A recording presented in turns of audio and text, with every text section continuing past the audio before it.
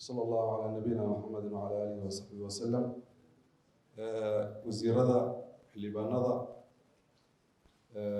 culimaa diinta shaqaalaweynaha wasaaradda iyo dhammaan marti sharafta halkan kasoo qayb gashay saxaafadda waxaan ku salaamayaa salaanta islaamka assalaamu calaykum waraxmatullaahi wabarakaatu.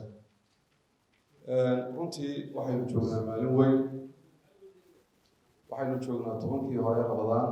waxaan filayaa maanta inay bishii Ramadaan tahay 10 oo uu nasiib u yeeshay in xilkii lagu wareejiyo insha allahu tacaala wasiir cabdirasaaq oo uu ku wareejiyo wasiir cabdirasaaq.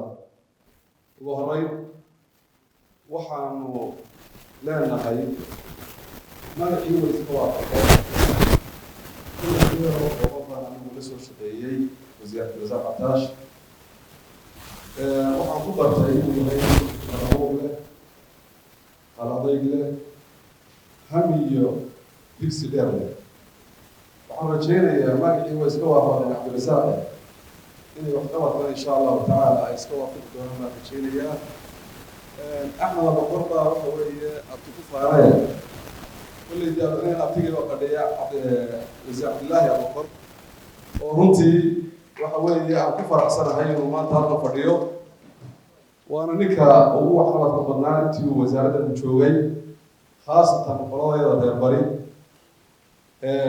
reer sanaag oo wadada cariga runtii aad iyo aad uga soo shaqeeyey. isagana abti aad iyo aad baad umahadsantay baan leeyahay. aad iyo aad baad umahadsantay. dhammaantiin salaamu calaykum waraxmatullaahi wabarakatu.